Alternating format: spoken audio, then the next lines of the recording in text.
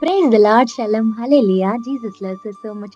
ఈ రోజు పరిశుద్ధ గ్రంథం నుండి second Chronicles 31st chapter 21st verse ని క్లెయిమ్ చేద్దాం. తాను ఆరంభించిన ప్రతి పని అతడు హృదయపూర్వకముగా జరిగించి వర్ధిల్లేను.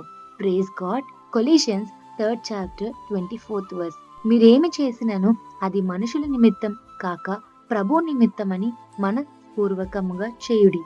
మీరు ప్రభు అయిన క్రీస్తునకు దాసులై ఉన్నారు. ఆమేన్. ఈ 2 వాగ్దానాల్లో 2 విషయాలున్నాయండి.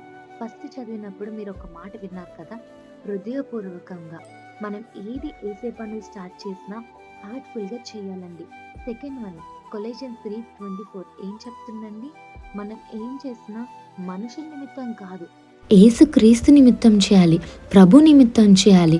సో ఈరోజు మీరు ఏ పనులు చేస్తున్నా ఫస్ట్ వన్ హార్ట్ఫుల్గా చేయండి. సెకండ్ వన్ మనుషుల కోసం కాదు, దేవుని నిమిత్తం చేయండి. రహస్యంగా మీరు చేస్తున్న దేవుని పనులు ఏదైనా సరే దేవుడు చూస్తారు, సహాయం చేస్తారు, మీ జీవితంలో గొప్ప కార్యాలు కూడా జరిగిస్తారండి.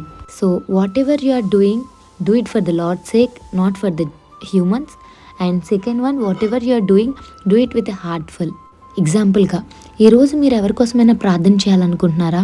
అయితే మీ ఇంట్లో సభ్యులకైతే మీరు ఎలాగైతే హార్ట్ఫుల్గా చేస్తారో, ఫర్ ఎగ్జాంపుల్ మీకు చాలా ఇష్టమైన వాళ్ళకి ఏదైనా అయితే వాళ్ళ కోసం చాలా ప్రేయర్ చేస్తారు కదా, అలాగే ఎవరికైనా హెల్ప్ కావాలి అన్నప్పుడు, ప్రార్థన అవసరత కావాలన్నప్పుడు అలాగే హార్ట్ఫుల్గా చేయండి.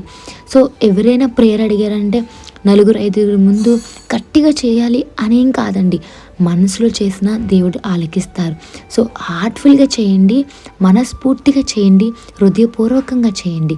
దేవుడు మీ ప్రార్థనని చూస్తారు, ఆలకిస్తారు, వింటారు, జవాబు దయచేస్తారు. సో ఏం చేసినా దేవుని నిమిత్తం చేయండి, మనుషుల నిమిత్తం కాదు.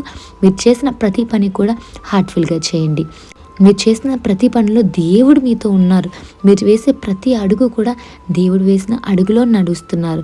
ఈ పిక్చర్ చూస్తున్నారు కదా, యు ఆర్ నాట్ ఎలోన్. దేవుడు మీతో ఉన్నారు. దేవుడు మీ ద్వారా గొప్ప కార్యాలు జరిగిస్తారు. Hallelujah. Have a blessed day in Christ Jesus. Jesus loves us so much. Amen.